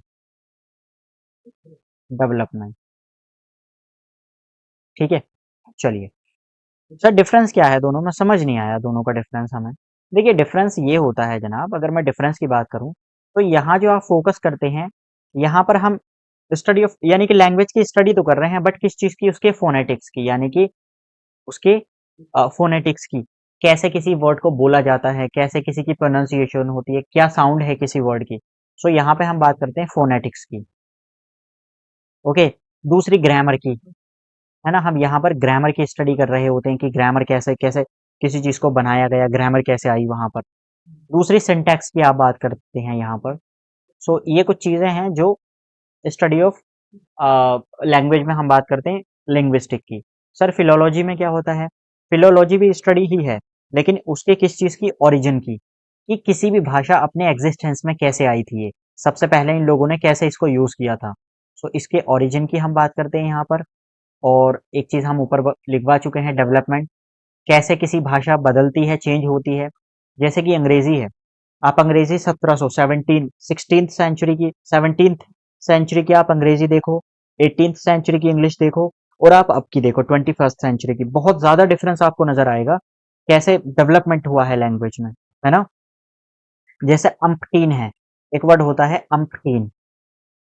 अब आजकल हम अम्पटीन यूज नहीं कर सकते, मतलब कर सकते हैं लेकिन करते नहीं हैं। इसके बजाय हम क्या यूज करते हैं? A lot of, a lot of. So यही चीज है, यानी कि कैसे इस अम्पटीन से हम कहाँ पर अलॉट ऑफ पर आ गए, इस वर्ड पर। दोनों का मतलब सेम है, अम्पटीन का मतलब भी अलॉट ऑफ होता है, अलॉट ऑफ, अलॉट तो है ही, यानी कि बहुत ज्यादा किसी चीज की संख्या। तो इसको हम फिलोलॉजी बोलेंगे, कि कैसे किसी भाषा में इतना डेवलपमेंट आया, इसका ओरिजिन कहाँ से हुआ था, ये भाषा आई कहाँ से थी, उस चीज के हम बारे में बात करते हैं। सो ये होता है philology, study of languages and its development. Development की बात कर रहे हैं आप, इसके हिस्टोरिकल टेक्स्ट की बात कर रहे हैं, है ना, हिस्टोरिकल डेवलपमेंट की, या हिस्टोरिकल आप लिख सकते हैं, हिस्टोरिकल इवोल्यूशन, हिस्टोरिकल इवोल्यूशन की हम बात कर रहे हैं यहाँ पर, हिस्टोरिकल इवोल्यूशन। सो ये दोनों में डिफरेंस हो जाएगा अब समझ में। यानी कि फिलोलॉजिस्ट कौन होगा? वो पर्सन जो फिलोलॉजी स्टडी ऑफ, ये जो है आगे जो हमने बताया था, स्टडी ऑफ लैंग्वेज, जो हिस्टोरिकल स्टडी ऑफ लैंग्वेजेस करता है, उसको हम बोलते हैं फिलोलॉजिस्ट। और लिंग्विस्टिक कौन होगा? लिंग्विस्ट यानी कि जो उसके फोनेटिक्स की, सिंबल्स की, सिंटैक्स की स्टडी करता है, उसको हम ये बोलेंगे। तो आंसर तो हम पहले ही निकाल चुके थे, यानी कि पॉलीग्लोट आ जाएगा। वन वेंट्रिलोक्विस्ट कौन होता है, इसको और देख लेते हैं हम लोग कि ये कौन होता है। अच्छा, आपने ना अक्सर कॉमेडी में देखा होगा, या कुछ यूट्यूब पर चैनल्स हैं, या उसको छोड़िए, आपने एक मूवी देखी होगी बचपन में, एक था ना वो तात्या, ऐसी कुछ तात्या बिच्छू करके कुछ ना कुछ था, मुझे याद भी नहीं आ रहा। सो एक ये पर्सन खड़ा होता था, इसके हाथ में एक छोटा सा क्या होता है, एक पपेट होता है, या एक अजीब सा वो कार्टून टाइप का कुछ ना कुछ होता है, मुझे नाम उसका याद नहीं आ रहा है, पता नहीं क्या होता है वो कार्टून टाइप का। सो ये बोलता नहीं है, ये पर्सन, इसके बजाय कौन बोलता है, ये पर्सन बोलता है, यानी कि ये जो यहाँ पर छोटा सा एक जो भी पपेट है इसके पास में, उसको ही हम वेंट्रिलोकिस्ट बोलते हैं, उस पर्सन को। यानी कि इसका मतलब क्या हुआ यहाँ से, आप कह सकते हैं वेंट्रिलोकिस्ट वो पर्सन है हु स्पीक्स, जो बोलता है, who speaks, who speaks without moving, without moving, क्या, बिना होठ हिलाए, without moving there lips, without moving there lips, आमतौर पर क्या है, यूजिंग अ पपेट, यानी कि पपेट के द्वारा, using a puppet, using a puppet. अच्छा, इस वर्ड को याद करने का सबसे अच्छा तरीका पता है क्या, डेफिनेशन से तो आप याद नहीं कर सकते इसको। वेंट्रिलोकिस्ट आप सर्च करना, गूगल पर जाना, और उसके बाद में गूगल पर नहीं, आप गूगल पे सर्च करना ये वर्ड, और वीडियोस पर जाना, जो वीडियोस वाला सेक्शन आता है ना वहाँ पे, वहाँ से आपको बहुत अच्छा आसानी से समझ में आ जाएगा ये। उस इमेज को जब आप देख लेंगे ना, कुछ पिक्चर्स हम देख लेते हैं तो क्लियर हो जाता है। जैसे मुझे पिक्चर से आसानी से याद आ जाएगा, आप मुझे वेंट्रिलोकिस्ट बोलेंगे तो डायरेक्ट पता है, लेकिन इसकी डेफिनेशन जाहिर सी बात है, डेफिनेशन हर चीज़ की आप नहीं रट सकते और रटना भी नहीं है। पॉलीग्लोट जाहिर सी बात है, जो इंसान बहुत ज़्यादा लैंग्वेजेस को बोलता है उसको हम पॉलीग्लोट बोलते हैं। So a person who speaks many languages is called polyglot हो जाएगा। लिंग्विस्ट कौन है, जो स्टडी करता है उसके लैंग्वेज की स्टडी कर रहा है कोई इंसान उसकी, ठीक है। फिलोलॉजिस्ट कौन हो जाएगा, वो जो पर्सन वो भी लैंग्वेज की स्टडी करता है लेकिन हिस्टोरिकल और साइंटिफिक स्टडी करता है, उसको हम लिंग्विस्ट बोलते हैं। सो ये हमने किया। क्वेश्चन नंबर 33 है, सेट वंस फेस अगेंस्ट। अच्छा, ईडियम होता है एक, ये जो ईडियम है यहाँ पर, सेट वंस फेस अगेंस्ट, ये ईडियम है, इसको हम हाईलाइट करते हैं यहाँ पे। एंड जनाब ये एक ईडियम होता है, सेट वंस फेस अगेंस्ट। ये जो वंस है ना, यहाँ पे आप ऐसा करना, यहाँ पे अपोस्ट्रोफी लगा लेना वन के बाद में, ये जो है वंस, ये अपोस्ट्रोफी आएगी यहाँ पे, वंस फेस अगेंस्ट। इसका मतलब होता है स्ट्रांगली डिसअप्रूव और अपोज समथिंग, यानी कि किसी चीज से डिसअप्रूव करना, या फिर किसी चीज का अपोज करना। सो वी कैन से, इसका मतलब होता है जनाब, आप यहाँ पे लिख सकते हैं इसको, स्ट्रांगली डिसअप्रूव, स्ट्रांगली डिसअप्रूव और अपोज समथिंग, किसी चीज का अपोज करना, अपोज समथिंग, ठीक है। So according to this definition क्या हो जाएगा, इसके मीनिंग के according, get out of difficulty, difficulty से पीछे छुड़ाना बिल्कुल भी नहीं, किसी को कॉन्स्टेंटली देखना बिल्कुल भी नहीं। सी ऑप्शन हो जाएगा।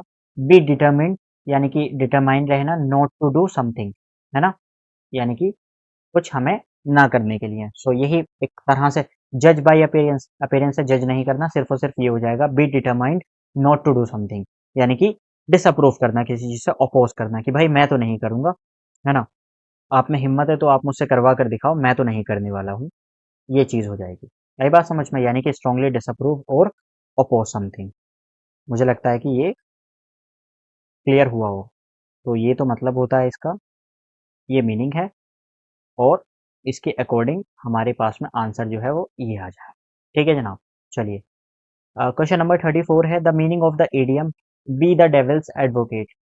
ये जो है ना, डेविल्स एडवोकेट एक मीनिंग, एक एडियम तो नहीं है ये, बल्कि मुझे बोलना चाहिए ये नाउन होता है, लेकिन कोई मसला नहीं है, इन्होंने एडियम बोला, एडियम हम बोल देते हैं। इसका मतलब क्या होता है जनाब, ये होता है आर्ग्यू अगेंस्ट अ पोजीशन, ठीक है ना, किसी के भी मतलब आर्ग्यू करना, ठीक है, आर्ग्यू अगेंस्ट अ पोजीशन, यहाँ लिख देते हैं हम, आर्ग्यू अगेंस्ट अ पोजीशन, है ना। यहाँ पे हम लिखते हैं इसको, and it would be argue, यानी कि बहस करना, आर्ग्यू अगेंस्ट, किसके अगेंस्ट में, अगेंस्ट द पोजीशन, पोजीशन, बस इतना अगर कर लेंगे तो ये भी काफ़ी है, आर्ग्यू अगेंस्ट अ पोजीशन। जाहिर है डेविल एडवोकेट, यानी कि एडवोकेट का कौन है, जो सपोर्टर है। एडवोकेट एक तो आप उस वाले एडवोकेट की बात कर रहे हैं जो पर्सन होता है, आप जो बनेंगे लॉ करने के बाद में। एडवोकेट का मतलब सपोर्ट करना भी होता है। सो डेविल कौन हो जाएगा, उसका अपोजिट की हम बात कर रहे हैं, यानी कि एडवोकेट का डेविल, ठीक है, एक तरह से बोल सकते हैं। इसका मतलब होता है आर्ग्यू अगेंस्ट अ पोजीशन। कैसी पोजीशन, कोई भी है, चाहे कोई इंसान उस पर जो है वो नेसेसरली बिलीव कर रहा है या नहीं, लेकिन फिर भी ये जो पर्सन है वो आर्ग्यू ही करेगा इस चीज़ को लेकर। तो यहाँ पे अगर हम आंसर बोलना चाहेंगे इसके अकॉर्डिंग तो क्या हो जाएगा सर, इसके according answer you can say कि to present a counter argument, यही तो हो जाएगा ना, है ना। जज समथिंग एज बैड, बिल्कुल भी नहीं, जज की तो बात ही नहीं की जा रही है, जज समथिंग एज बैड बिल्कुल नहीं, ठीक है। Plead for a bad person, ये भी नहीं है। Help someone who has an evil nature, बिल्कुल भी नहीं। प्रेजेंट अ काउंटर आर्ग्यूमेंट, यही चीज़ हम कर रहे थे कि आर्ग्यू अगेंस्ट अ पोजीशन, यहाँ पर हो जाएगा प्रेजेंट अ काउंटर आर्ग्यूमेंट, ठीक है। चलिए, सो क्वेश्चन नंबर 35 है एवरेज। एवरेज है, एवरेज के साथ साथ हम कुछ और भी सिनोनिम देख लेते हैं इस वर्ड के। एंड जनाब एवरेज के साथ साथ में कुछ सिनोनिम और भी होते हैं, जैसे कि एक तो एवरेज है ही, बाकी आप कह सकते हैं एक्विजिटिवनेस, ACQUITIVENESS,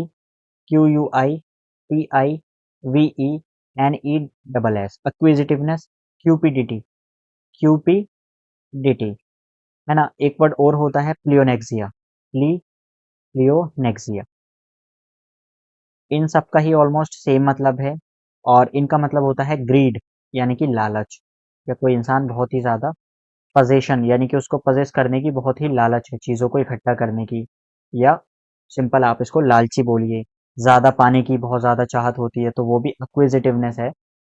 एंड क्यूपिडिटी, प्लियोनेक्सिया, एवरेज, बाकी हिंदी वाले लिख सकते हैं लालच, लिखिए यहाँ पर, ज़्यादा पाने की इच्छा, वो हो जाएगा। तो इसके अकॉर्डिंग आंसर क्या होना चाहिए, answer should B grid.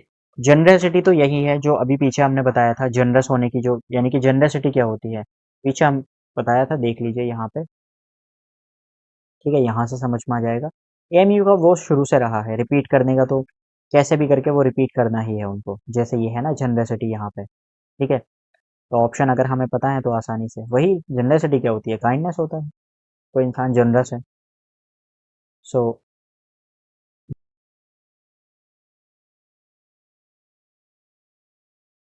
The next question is question number 36। In this question the question says the law can not and should not pardon, pardon का मतलब होता है माफ करना किसी को, पार्डन मीन्स सॉरी, ठीक है। हम बोलते हैं ना I am sorry, so instead of saying I am sorry you can से आई पार्डन। जनाब यहाँ कह रहा है कि लॉ कैन नॉट से, लॉ को नहीं करना, लॉ नहीं कर सकता, एंड उसको नहीं करना चाहिए माफ, है ना। Law can not and should not pardon such, so law ना तो कर सकता है और ना ही उसको करना चाहिए, माफ करना चाहिए सच एक्ट ऑफ वायलेंस, कुछ तरह के वायलेंस, मतलब कुछ ऐसे एक्ट हैं जिनको लॉ को माफ नहीं करना चाहिए। अब कौन से, डल वायलेंट हो जाएंगे, सच अ डल वायलेंट, सॉरी सच अ डल एक्ट, बिल्कुल भी नहीं, डल एक्ट थोड़ी ना।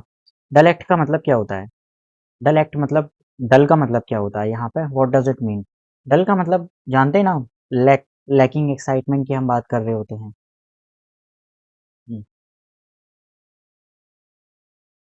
The next question is question number, the next question is question number 36। in this question the question says the law cannot, law नहीं कर सकता और उसको नहीं करना चाहिए माफ, पार्डन मीन्स होता है माफ, यानी कि सॉरी, जिसको हम कहते हैं सॉरी, वो पार्डन होता है।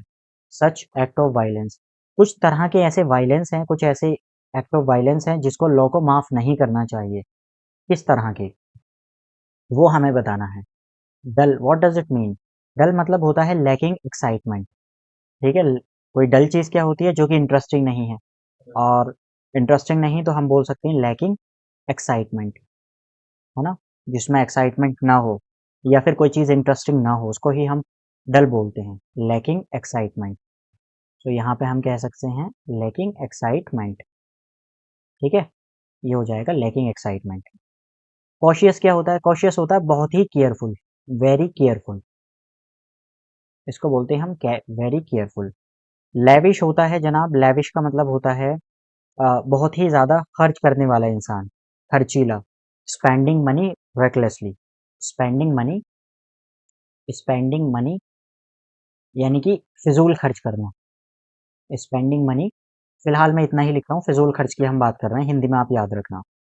सो हमारा क्वेश्चन कह रहा था कि लॉ को नहीं करना चाहिए, है ना? लॉ नहीं कर सकता और उसको करना भी नहीं चाहिए, कुछ माफ नहीं करना चाहिए, सच एक्ट ऑफ वायलेंस। अब कुछ तरह के ऐसे एक्ट होंगे, यानी कि कुछ चीजें ऐसी होंगी जिनको माफ नहीं करना चाहिए। सो लैकिंग एक्साइटमेंट, डल की हम बात कर रहे हैं, बिल्कुल भी नहीं, डल एक्ट की हम बात नहीं कर रहे हैं।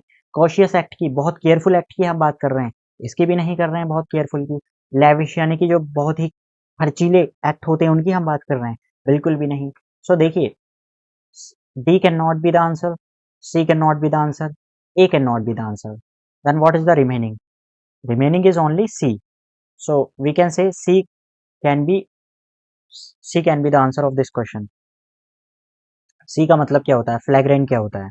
जनाब फ्लैग्रेंट होता है, अगर मैं फ्लैग्रेंट की बात करूं तो कोई ये डिस्क्राइब किस चीज को करता है, कि एक्शन को या किसी के बिहेवियर को जो बहुत ही बुरा है और बहुत ही शॉकिंग है, बहुत क्लियर है।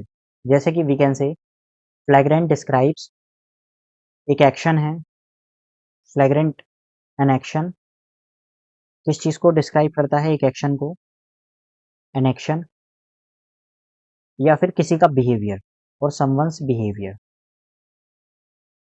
समवंस किसी इंसान का बिहेवियर, या तो कोई एक्शन है या किसी का बिहेवियर है, क्या, जो बहुत ही ज्यादा, that is extremely bad, extremely, that is extremely bad, और बहुत ही शॉकिंग, बहुत ही शॉकिंग, या फिर हम बोल सकते हैं जो बहुत ही ज्यादा ऑब्वियस है, बहुत क्लियर है, एविडेंट है, a very obvious,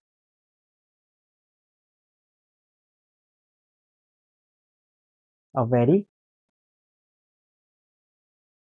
a very obvious way कह सकते हैं हम। चलिए, सो जाहिर सी बात है, यहाँ पर क्या आना चाहिए सर? ये फ्लैग्रेंट ही आ जाएगा, यानी कि हमें नहीं करना चाहिए, हमें नहीं, मतलब लॉ नहीं कर सकता और उसको करना भी नहीं चाहिए माफ। कुछ एक्ट ऑफ वायलेंस है, वो कुछ कौन से हैं? Such flagrant, flagrant act of violence, है ना? फ्लैग्रेंट मतलब बहुत ही ऐसा एक्शन या किसी का बिहेवियर जो बहुत ही बुरा है और शॉकिंग है। सो ऐसा शॉकिंग और बुरी जो चीज़ है उसको माफ नहीं करना चाहिए, ऐसे एक्ट को जो बहुत ही ऑब्वियस है, बहुत क्लियर है, जो बहुत एविडेंट है, ठीक है? So C can be the answer here. Answer क्या हो जाएगा हमारे पास में? C can be the answer to this question. Question number 37 is garden of fruits क्या कहलाता है? ये वन वर्ड सब्स्टिट्यूशन है। ओरेटर होता है एक, ओरेटर कौन होता है? कोई भी पब्लिक स्पीकर है। सो इसको हम कह सकते हैं skilled, skilled public speaker, skilled public speaker. अच्छा, एक चीज और है, इस क्वेश्चन में मैंने यहाँ पर लेविश कराया था। अगर आप थोड़ा सा इंटरेस्टेड हैं, सो लेविश के बहुत से सिनोनिम्स होते हैं और बहुत से एंटोनिम होते हैं इसके, जो कि एक्सट्रीमली इंपॉर्टेंट हैं आपके एग्जाम पॉइंट ऑफ व्यू से, अक्सर एग्जाम में पूछे जाते हैं। आइए इसके कुछ हम लोग कर लेते हैं। ये होता क्या है? देखिए जनाब, एक वर्ड होता है वोकैबलरी में, मैं हर एक वर्ड का, आपको पता होगा हर एक वर्ड का अपना एक पर्टिकुलर कॉन्टेक्स्ट होता है, उसका पर्टिकुलर मीनिंग होता है, लेकिन हम सिनोनिम बोल देते हैं, जबकि सिनोनिम नाम की कोई भी चीज़ नहीं होती है ऐसी, लेकिन आसपास के ही मीनिंग होते हैं, तो इस वजह से हम उनको सिनोनिम कह देते हैं, जो आपस में रिलेट करते हैं। पहला वर्ड है प्रोडिगल, एक वर्ड होता है वोकैब में प्रोडिगल, एक है प्रोफ्लिगेट। प्रोडिगल का भी मतलब होता है स्पेंडिंग मनी रेकलेसली, यानी कि फिजूल खर्ची।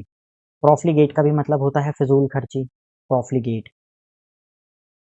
बिना सोचे समझे पैसे को उड़ाना। लेविश का भी मतलब होता है, जो कि हमारे एग्जाम में पूछा है, लेविश। एक्स्ट्रावेगेंट का मतलब भी होता है, यानी कि एक्स्ट्रावेगेंट, फिजूल खर्ची। ओके। स्पेंड थ्रिफ्ट, स्पेंड करना कैसे, थ्रिफ्ट, यानी कि रेकलेसली, स्पेंड थ्रिफ्ट। एक वर्ड होता है squander, squan, S Q U A N D E R E R, spelling का ध्यान रखना बहुत ज़्यादा।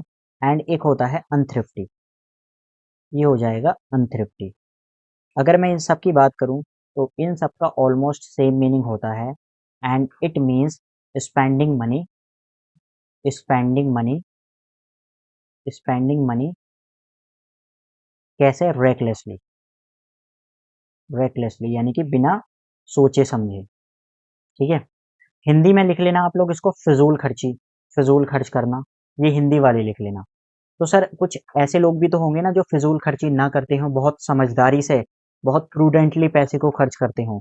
बिल्कुल हैं ऐसे, उनको हम बोलते हैं, पहला वर्ड है फ्रूगल, जो बहुत सोच समझकर पैसे को खर्च करते हैं। फिर होते हैं थ्रिफ्टी, ये भी वो लोग हैं जो बहुत ही सोच समझकर पैसे को खर्च करते हैं।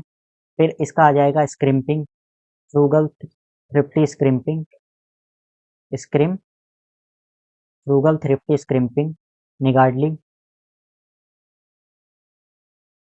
निगार्डली, एंड निगार्डली की स्पेलिंग हम सही कर लेते हैं यहाँ पे, ये होता है निगार्डली। एक होता है parsimonious, parsimonious, N I O U S, parsimonious. एक हो जाएगा penurious, penu R I O U S, penurious. ठीक है।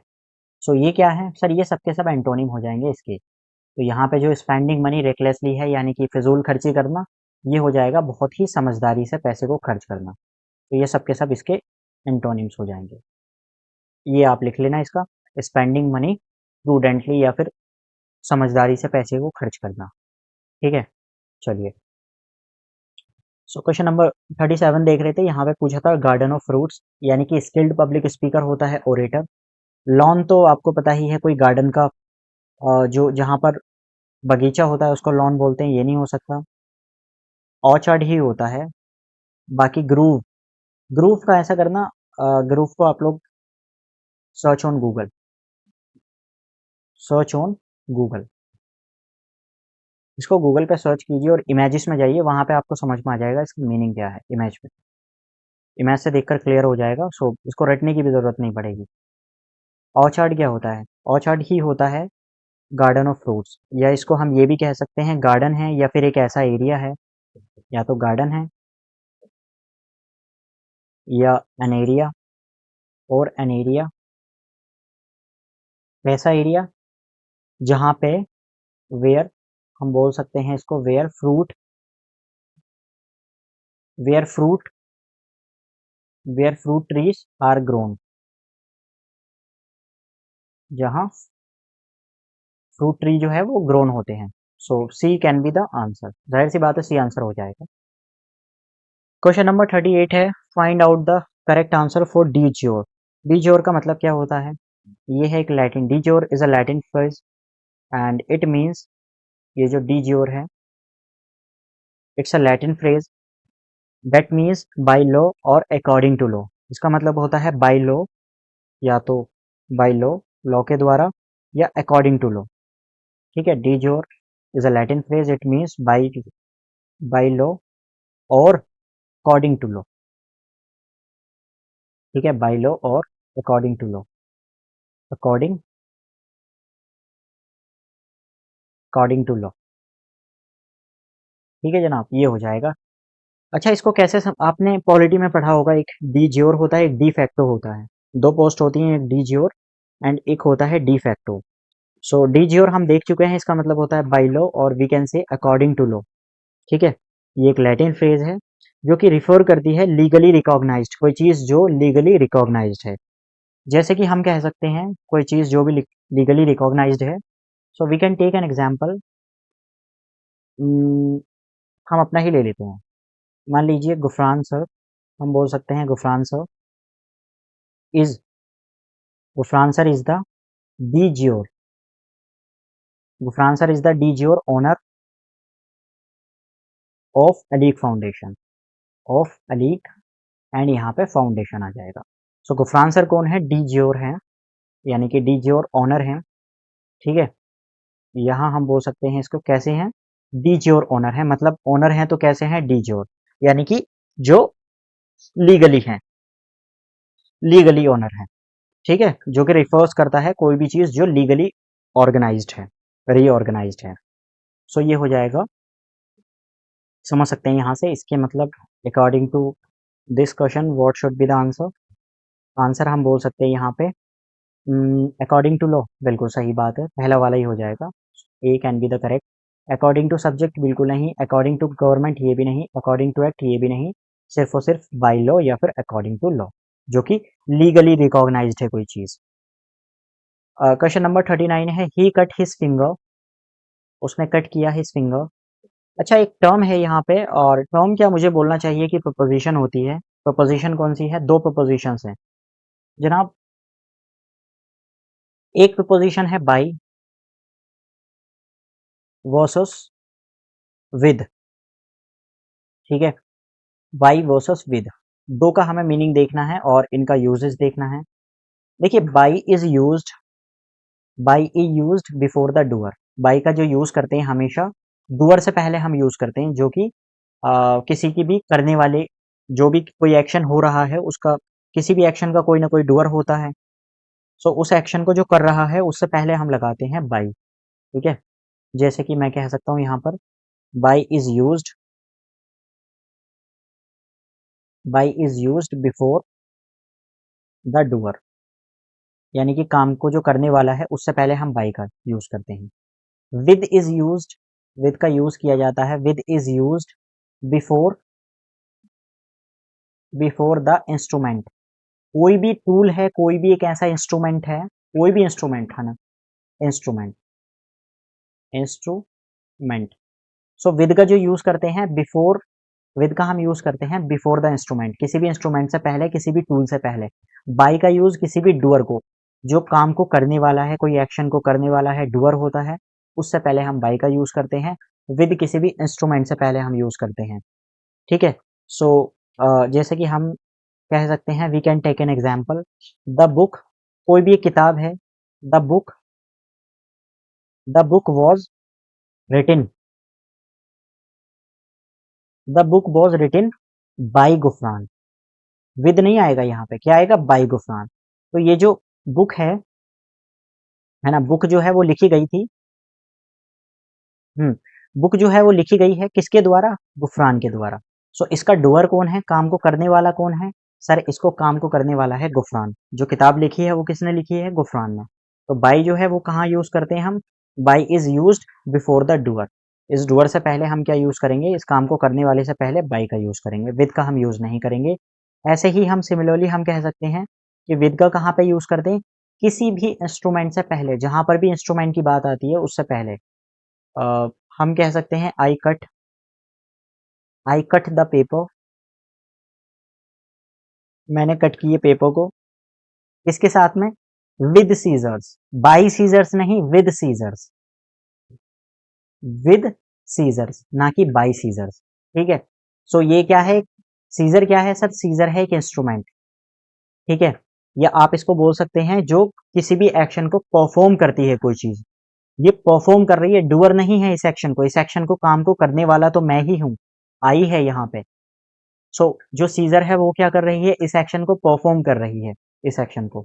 ठीक है, सो इतना ही डिफरेंस होता है दोनों में, कि जो डूअर है, डूअर से पहले हमेशा हम बाई का यूज करते हैं, we always use by before the doer. ठीक है, और we always use with before the instrument and before an instrument, जो किसी भी एक्शन को परफॉर्म किया जाता है। सो ये कर लेना, बहुत इंपॉर्टेंट है, बाई का हम कहाँ पे यूज करते हैं एंड विद का हम कहाँ पे यूज करते हैं। ठीक है जनाब, मुझे लगता है समझ में आई होगी ये चीज भी। सो यहाँ पर है ही कट हिज फिंगर, है ना, उसने कट की इसकी फिंगर, क्या है? A knife. एक नाइफ क्या है सर? अ नाइफ है यहाँ पे, क्या है यहाँ पे सर? ये है इंस्ट्रूमेंट। अ नाइफ क्या है? सर अ नाइफ है इंस्ट्रूमेंट। ये क्या चीज़ है सर? एक है इंस्ट्रूमेंट। सो हमने क्या बोला इंस्ट्रूमेंट से पहले हम किस चीज़ का यूज़ करेंगे? We will use with. He cut his finger with a knife. हमें पढ़ने में तो अच्छा लगता है बाई अ नाइफ आएगा, बाई, है ना, हम लगा देंगे। लेकिन ये क्या है सर? एक इंस्ट्रूमेंट है जो कि परफॉर्म कर रहा है किसी टास्क को। इसका जो डूअर है, डूअर कौन है सर? डूअर नहीं है नाइफ, डूअर तो इसका ही है। इस वजह से डूअर से पहले हम हमेशा किसका यूज़ करते हैं? बाई का यूज़ करते हैं। बाकी हम विद का यूज़ करेंगे इंस्ट्रूमेंट से पहले। So D can be the answer. ज़ाहिर सी बात है डी आंसर जो है वो करेक्ट हो जाएगा यहाँ पे। The last question is the train will not have. मैंने एक चीज़ बताई थी आपको, शायद आपने अगर प्रीवियस वीडियोस देखी हैं तो आपने बहुत अच्छे से याद होगा आपको कि हमेशा कोई भी हेल्पिंग वर्ब आए, चाहे हेल्पिंग वर्ब हो इज एम आर कोई भी हो सकती है, इज एम आर हो सकती है, या तो वॉज आएगी या फिर वर आएगी, ठीक है, या फिर हैज़ आ सकता है, या हैव आ सकता है प्लूरल में, या फिर हैड आ सकता है। ये क्या है? सबके सब सर हेल्पिंग वर्ब्स हैं। हेल्पिंग वर्ब के बाद में हमेशा जो है, हमेशा और हमेशा वर्ब की थर्ड फॉर्म का यूज़ किया जाता है, हमेशा और हमेशा वर्ब की थर्ड फॉर्म का। यहाँ पे ना तो वर्ब की फर्स्ट फॉर्म आएगी, कुछ भी नहीं आएगा यहाँ पे। वर्ब की फर्स्ट फॉर्म नहीं आएगी और वर्ब की सेकंड फॉर्म भी नहीं आएगी। हमेशा और हमेशा कौन सी आएगी सर? वर्ब की थर्ड फॉर्म आएगी। सो आप इसको लिख कर काटना कि ये भी नहीं आ सकती एंड वर्ब की सेकंड फॉर्म भी नहीं आ सकती। तो सिर्फ और सिर्फ क्या आएगी सर? वर्ब की थर्ड फॉर्म आएगी। ठीक है, वो पैसिव बन जाते हैं ऊपर वाले इज, है ना, इससे हम बना देंगे पैसिव को, वॉज से भी हम पैसिव को, और हैज की बात तो आपको पता है परफेक्ट वाला सीन बन जाता है। सो यहाँ पर क्या है सर? यहाँ पर है हेल्पिंग वर्ब। हैव क्या है? हेल्पिंग वर्ब है। तो हेल्पिंग वर्ब के बाद में क्या आना चाहिए? यहाँ पर वर्ब की थर्ड फॉर्म आनी चाहिए। रीच भी नहीं होती है, रीचेस भी नहीं, एंड रीचिंग भी नहीं। ये कॉन्टिन्यूअस फॉर्म है, ये इंडेफिनिट है, यानी कि ये प्रेजेंट का है, प्रेजेंट की ही एस और ई एस लगाकर इसको बनाया है हमने, और ये बेस फॉर्म ऑफ वर्ब होती है। So that's why C option will be the correct here. So जनाब हमने ये भी कर लिया है, 2023 का हम पेपर कर चुके हैं। एक चीज़ मैं आपको बताऊं, अगर आपने इतने अच्छे से ये चीज़ें की हैं, जितने यहाँ पर सिनोनिम एंटोनिम कराए हैं, अगर आपने नोट डाउन किए हैं, सो काफ़ी है, ये वोकेबलरी आपके लिए बहुत ज़्यादा है, मुझे बोलना चाहिए सफिशिएंट है आपके एग्ज़ाम के लिए। बस इतना ही है, बाकी मिलते हैं 2024 के पेपर में इंशाल्लाह। नेक्स्ट मुलाकात होगी आपसे 2024 के पेपर में, BLLB के। बहुत बहुत शुक्रिया आप लोगों का।